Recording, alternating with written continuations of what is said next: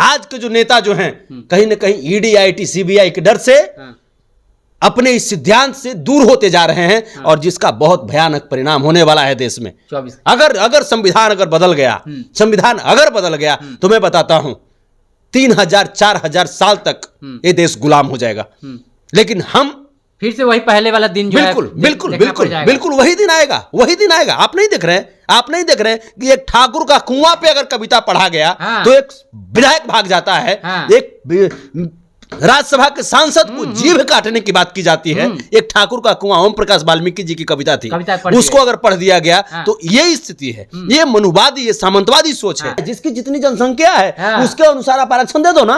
इनके पेट में दर्द होता है, दे दो आप आरक्षण। अरे आप 3000-4000 साल तक आप आरक्षण लिए हैं, कॉलेजियम सिस्टम आज भी आप ले रहे हैं। शिक्षा पे एक अधिकार था आपका, राजपाट पे एक अधिकार था। उस समय हमने बोला क्या? और आज हम लोग अगर 2%, 4%, 10% आरक्षण ले रहे हैं, 20% ले रहे हैं आरक्षण, तो पेट में दर्द उठ रही है आपको, पेट में दर्द उठ रही है। आज अगर कोई किसान का बेटा अगर आज कोई डॉक्टर बनता है, इंजीनियर बनता है, कोई वकील बनता है, तो आपको दर्द उठ रहा है पेट में। यहाँ तक कि आईएएस, आईपीएस के साथ भी भेदभाव किया जाता है। बिल्कुल भेदभाव किया जाता है। प्रधानमंत्री कार्यालय में मैं नाम नहीं लूंगा, लेकिन एक व्यक्ति हैं और वो एससी एसटी समाज से आते हैं, उनके साथ इतनी भेदभाव होती है कि वहां का कोई पानी पिलाने वाला कर्मचारी भी उनको पानी नहीं पिलाता है, क्योंकि वो एससी एसटी समाज से आते हैं बेचारे। इसके लिए हम लोग को लड़ना होगा, चाहे जो भी लोग हों, जिस भी जाति के लोग हों, हम लोगों को गले मिल करके, हाथ से हाथ मिला करके इस अत्याचारी भाजपा को इस बार 2024 में सत्ता से उखाड़ करके फेंकना होगा और पुनः बाबा साहब भीमराव अंबेडकर की शपथ लेकर के हम लोगों को इस संविधान को फिर से और मजबूती से देश में लागू कराना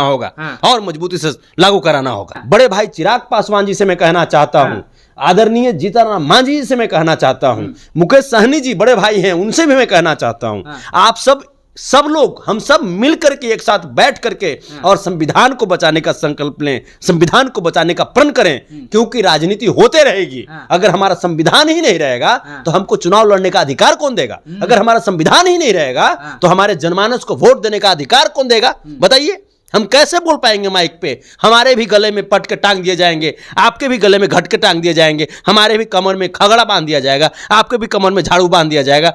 फर्स्ट फेज में लोगों को आर्थिक रूप से तोड़ रहे थे और फर्स्ट फेज में हुआ भी वही, कामयाब भी हो गए वो लोग। हाँ, कामयाब भी हो गए। 2014 से लेकर के 2019 तक का जो नरेंद्र मोदी जी का जो फेज रहा, इसमें आर्थिक रूप से देश को तोड़ दिया गया, नेस्तनाबूद कर दिया गया, चौपट कर दिया गया। तीसरे फेज में इन्होंने कहा था कि कोई हम बहुत बड़ा फैसला लेंगे, कोई बहुत बड़ा फैसला लेंगे, इन्होंने कहा था ना, नरेंद्र मोदी जी ने कहा था कि तीसरे फेज में हम बहुत बड़ा फैसला लेंगे। अरे बहुत बड़ा फैसला लेंगे, क्या फैसला होगा? देश को तो बता देते हैं, बहुत मन की बात आप करते हैं तो मन की बात मने में रखिएगा, हैं? देश को तो बता देते आप, लेकिन आपकी मन की बात हम लोग जानते थे कि आप देश की पवित्र संविधान के साथ खिलवाड़ करेंगे, आप देश की पवित्र संविधान को खत्म करना चाहते हैं आप लोग, ये हम जानते थे। सच्चाई ये है कि अंदर अंदर संविधान बदलने के लिए बहुत व्याकुल है भाजपा, पूरी तैयारी हो चुकी है। पहले दौर में जो फर्स्ट फेज जो मोदी जी का रहा, ये 3 फेज जो है, ये बहुत पहले से आरएसएस के माइंड में था कि 3 फेज में करके फाइनली देश के संविधान को ये लोग बदल देंगे। भाजपा वाले कह रहे इसमें आरएसएस की बात कहां से आ गई? आरएसएस ही तो है भाजपा। प्रधानमंत्री के आर्थिक सलाहकार विवेक देबरॉय, जिन्होंने करीब 1 साल पहले यही बातें बोली थी, संविधान बदलने की बात उस समय भी ये बोले थे। आर्टिकल के द्वारा जो है उन्होंने लिखा था कि संविधान को नए संविधान की जरूरत है हमारे देश को, लिखा था उन्होंने। उस समय भी कुछ लोग जागे, फिर लोग चुप हो गए। दैनिक भास्कर में एक खबर छपी है, आप देख सकते हैं स्क्रीन पे साफ तौर पे, कि भाजपा सांसद ने कहा 400 सीट चाहिए ताकि संविधान बदल सके। सोचिए, एक बार फिर से जो है संविधान को बदलने की बात की जा रही है। इससे पहले भी कई बार जो है भाजपा के नेताओं द्वारा जो है संविधान बदलने की बात की गई है। इस बार जो है बताते हैं किसने कहा है, जो सांसद है अभी, उन्होंने कहा है, अनंत जो है हेगड़े नाम है इनका, और पूर्व केंद्रीय मंत्री भी रह चुके हैं। हमारे साथ संतोष श्रीनिवास जी हैं, हम इनसे बातचीत करेंगे। सर, संविधान बदलने की फिर से बात कही जा रही है, भाजपा वाले फिर से जो है कह रहे हैं कि संविधान बदल दिया जाए, 400 सीट की ज़रूरत है हम लोगों को संविधान बदलने की। देखिए, धन्यवाद तो हम आपको बोलेंगे कि आप फिर से एक शब्द इसमें जोड़े, है ना, क्योंकि गोदी मीडिया के पास तो समय है नहीं। गोदी मीडिया तो एक भी बार आज तक इसको नहीं दिखाई है कि ये मानसिकता बीजेपी और आरएसएस में चल रही है। तो ये पहली बार नहीं है, ये आप बिल्कुल सही बोले। इसके पहले सिंगोल स्थापित करना, पार्लियामेंट में सिंगोल स्थापित करना, कहीं ना कहीं सिंगोल जो है वो राजदंड है और राजतंत्र का प्रतीक है। वो जो लोकतंत्र है, लोकतंत्र की हत्या करके ये एनडीए वाले लोग राजतंत्र स्थापित करना चाह रहे हैं। इसके बाद प्रधानमंत्री के आर्थिक सलाहकार विवेक देबरॉय, जिन्होंने करीब करीब 1 साल पहले यही बातें बोली थी, संविधान बदलने की बात उस समय भी ये बोले थे। आर्टिकल के द्वारा जो है उन्होंने लिखा था कि संविधान को नए संविधान की जरूरत है हमारे देश को। लिखा था उन्होंने। उस समय भी कुछ लोग जागे, फिर लोग चुप हो गए। चुप क्यों हो जाते हैं? क्योंकि बीच में ये दिखाने लगते हैं कि मोदी जी डुबकी लगा रहे हैं और पूरे चैनल पे चलने लगता है। मोदी जी हवा में उड़ रहे हैं, पूरे चैनल पे चलने लगेगा। मोदी जी दाढ़ी बना रहे हैं, पूरे चैनल पे चलने लगेगा। यही चलेगा। आम काट के खा रहे हैं कि आम काट के खा रहे हैं कि छिल के खा रहे हैं, ये पूरे चैनल पे चलता है, गोदी मीडिया पे, और लोगों को गुमराह किया जाता है। पूरे हर जगह वो कार्टून लगता है, वो पोस्टर एडवर्टाइजिंग हर पेट्रोल पंप पे, हर स्टेशन पे, सिर्फ और सिर्फ लोगों को गुमराह करने के लिए। सच्चाई यह है कि अंदर अंदर संविधान बदलने के लिए बहुत व्याकुल है भाजपा। पूरी तैयारी हो चुकी है। पहले दौर में जो फर्स्ट फेज जो मोदी जी का रहा, ये 3 फेज जो है, ये बहुत पहले से आरएसएस के माइंड में था कि 3 फेज में करके फाइनली देश के संविधान को ये लोग बदल देंगे। भाजपा वाले करे, इसमें आरएसएस की बात कहां से आ गई? आरएसएस ही तो है भाजपा। अच्छा, भाजपा दूसरी पार्टी है ना, पार्टी है जो, मैं आपको बताता हूं, भाजपा आरएसएस का एक पॉलिटिकल ब्रांच है। आरएसएस का एक पॉलिटिकल ब्रांच है जिसका नाम बीजेपी है। ठीक है, और कुछ दूसरा नहीं है। बीजेपी के अंदर जितने भी जो लोग हैं वो नागपुरिया कानून को ही मानते हैं। अच्छा। जो नागपुरिया कानून जो कह दिया, उसी कानून को ये लोग मानते हैं। आरएसएस वाले हमारे देश का जो राष्ट्रीय झंडा है, तिरंगा, वो कभी फहराते थे क्या? नहीं फहराते थे। वो तो महात्मा गांधी जी का पुतला फूंकते थे वो लोग। हैं? सालों सालों तक अपना झंडा फहराते रहे। सावरकर का ये लोग गुणगान करते हैं। वो सावरकर जिसने माफीनामा लिखा था, जिसने माफी मांगा था अंग्रेजों से। तो ये जो बातें हैं, संविधान बदलने की जो बात है, तो 3 फेज में संविधान बदलने की प्रक्रिया ये लोग कंप्लीट करना चाहते थे।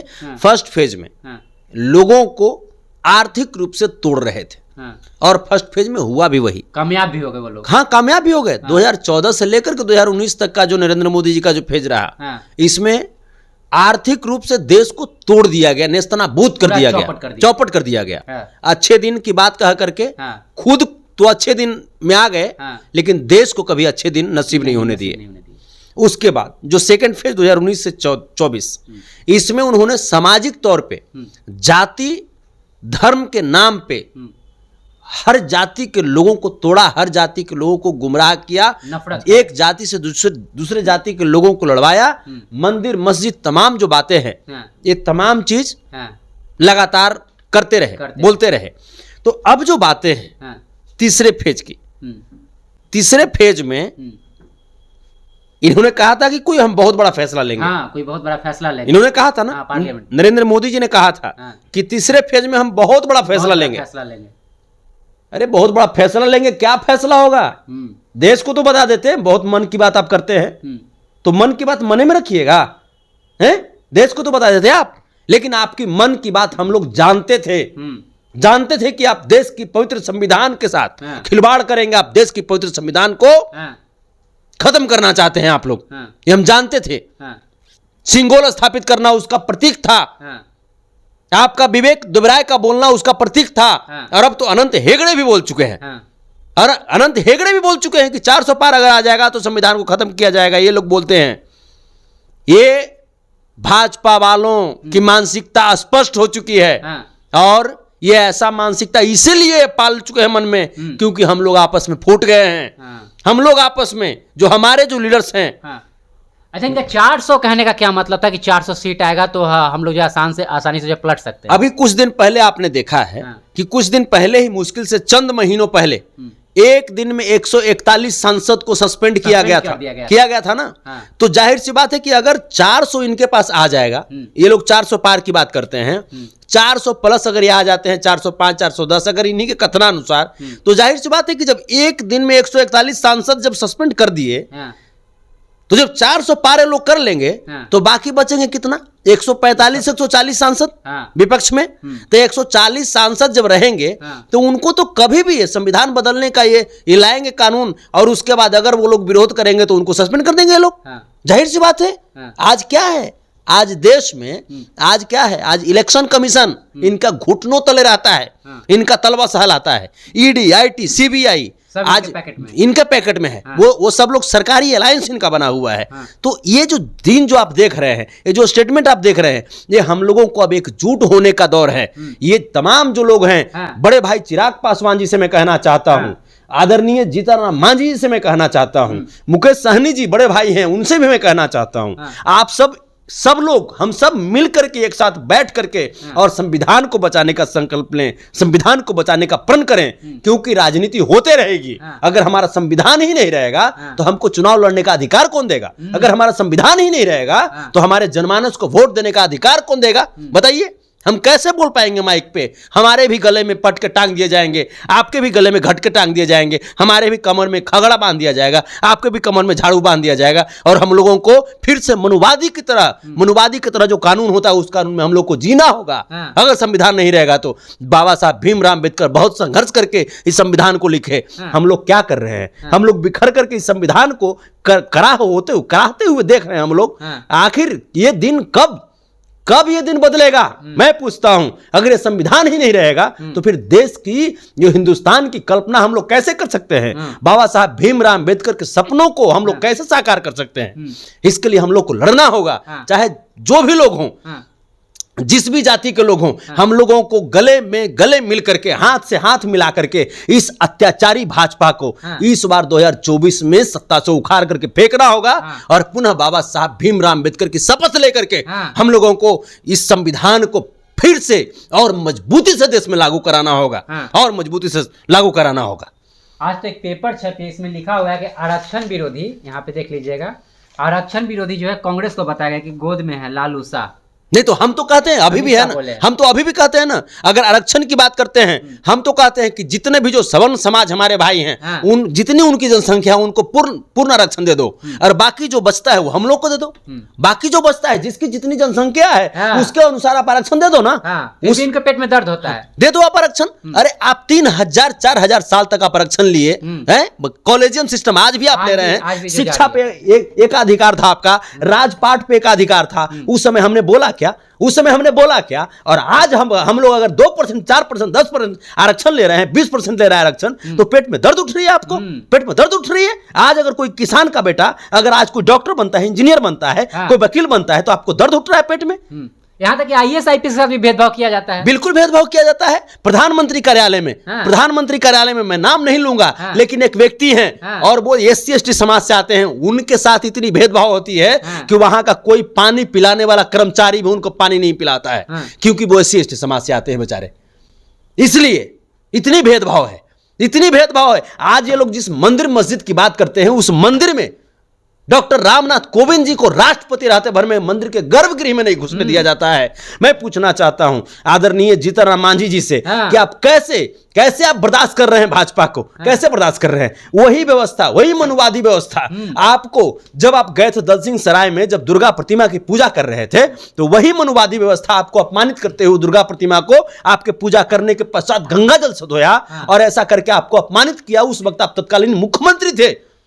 कैसे आप बर्दाश्त कर रहे हैं? ये लोग नेता समझने के तैयार क्यों नहीं है कि इनके पास क्या कोई लालच उलच है? जैसे ये लोग डर गए हैं, ये लोग डर गए हैं, ईडी से डर गए हैं, इनकम टैक्स से डर गए हैं, सीबीआई से डर गए हैं। तो ऐसे डरने से काम नहीं चलेगा। अगर सरदार भगत सिंह जी अगर डर गए होते, सुभाष चंद्र बोस जी अगर डर गए होते, अगर मान लीजिए देश में जितने भी जो लोग हैं, अगर वो स्वतंत्रता सेनानी अगर डर गए होते, तो क्या हमारी देश आजाद होती?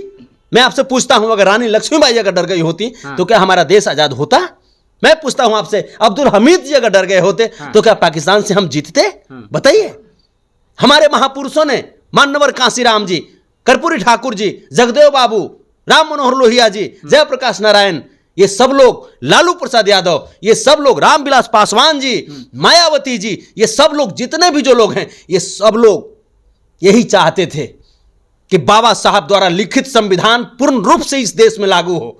लेकिन कहीं ना कहीं आज के जो नेता जो हैं, कहीं ना कहीं ईडी, आईटी, सीबीआई के डर से अपने इस सिद्धांत से दूर होते जा रहे हैं, और जिसका बहुत भयानक परिणाम होने वाला है देश में।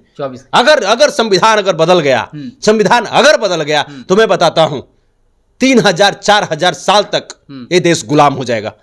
लेकिन हम फिर से वही पहले वाला दिन जो बिल्कुल वही दिन आएगा। आप नहीं देख रहे हैं कि एक ठाकुर का कुआं पे अगर कविता पढ़ा गया तो एक विधायक भाग जाता है, एक राज्यसभा के सांसद को जीभ काटने की बात की जाती है। एक ठाकुर का कुआं, ओम प्रकाश वाल्मीकि जी की कविता थी, उसको अगर पढ़ दिया गया तो ये स्थिति है। ये मनुवादी, ये सामंतवादी सोच है। अभी भी जो लोग समझ गए वो लोग पलट के चल गए भाजपा के साथ। लेकिन अभी आज भी जो दलित समाज के लोग हैं, जो बहुजन समाज के लोग हैं, आज भी उनके साथ जो है साथ दे रहे हैं। बिल्कुल। हम तो लालू प्रसाद यादव जी को भगवान क्यों मानते हैं?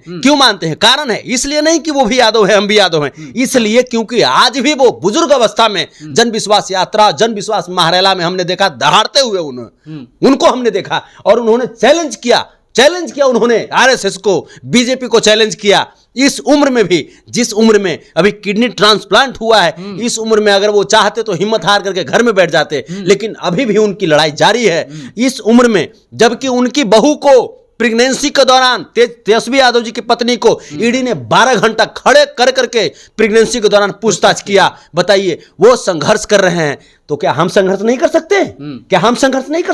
क्या उनको हम मजबूत नहीं कर सकते? मैं पूछता हूं, हटाइए सत्ता की बात, हटाइए सत्ता की बात। कोई मुख्यमंत्री बनेंगे, कोई प्रधानमंत्री बनेंगे, हमारा संविधान रहेगा, तब तो हम भी कभी कुछ बन पाएंगे, तब तो हम भी पार्लियामेंट पे पहुंचेंगे, तब तो हम भी जब पहुंच पाएंगे वहां पे। तो हमारा संविधान इस बार सुरक्षित हो, संविधान को बचाने की इस बार बारी है। इसलिए हम चाहते हैं, सब लोग से आग्रह करते हैं, सब लोग एकजुट हो जाइए, सब लोग एकजुट होकर के संविधान को बचाइए। नहीं तो अगर 24 में अगर बीजेपी जीत गई तो 4000-5000 साल के लिए फिर से हम लोग गुलाम हो जाएंगे, फिर से गुलाम हो जाएंगे। फिर से हमारी बेटियों को नंगा परेड कराएगा लोग, फिर से हमारी बेटियों के साथ करेगा और करेगा, के लोग रिहा करेगा। अभी भी तो रुझान आना स्टार्ट हो ही चुका है। बिल्कुल। अभी भी देखिए मध्य प्रदेश में क्या हो रहा था। मध्य प्रदेश में हमारे दलित महादलित समाज के सम्मानित व्यक्ति के ऊपर पेशाब किया ये लोग। और बताइए ये लोग ईवीएम घोटाला करके फिर से वहां पे शासन में आता है।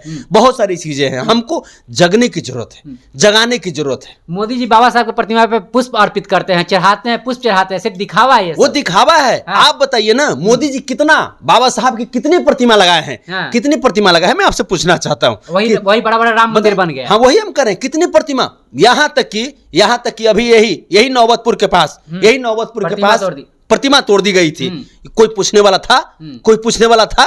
वहां पे आप जैसे सम्मानित पत्रकार जाकर के आवाज उठाए थे, कोई था गोदी मीडिया उठाने वाला? नहीं। तो ये समझना पड़ेगा। अगर राम मंदिर बनता है तो लोग दिखाते हैं। बिल्कुल। वही संविधान बात अगर बदलने की आती है तो लोग नहीं दिखाते हैं लोग ना। इसलिए आप लोगों की भी ड्यूटी है, हमारी भी ड्यूटी है, आपकी भी ड्यूटी है, हम भी हाथ बढ़ाएं, आप भी हाथ बढ़ाइए। और इस बार 2024 में किसी भी तरीके से भाजपा को रोकिए, क्योंकि ये हमारे संविधान के ऊपर ये आतंक की तरह मंडरा रही है। चलिए, तो भाजपा जो है आतंक की तरह मंडरा रही है। आपने साफ तौर पे सुना, संतोष यादव जी थे, तेज प्रताप यादव के बहुत करीबी माने जाते हैं। साफ तौर पे उन्होंने कहा किस तरह से जो है हमारे बहुजन समाज को जो है ठगने का काम कर रही है भाजपा, किस तरह से जो है संविधान खत्म किया जा रहा है। लगातार जो है भाजपा नेताओं के द्वारा जो है संविधान पे हमला बोला जा रहा है। अब समझने वाली बात होगी हम लोगों की, जितने भी बहुजन समाज के लोग हैं सभी लोग को समझने की जरूरत है। आपकी क्या प्रतिक्रिया इन सब मसलों को लेकर? प्रतिक्रिया कमेंट बॉक्स में दीजिएगा। देखते रहिए पब्लिक हर्ट। मैं अभिषेक, बहुत बहुत धन्यवाद।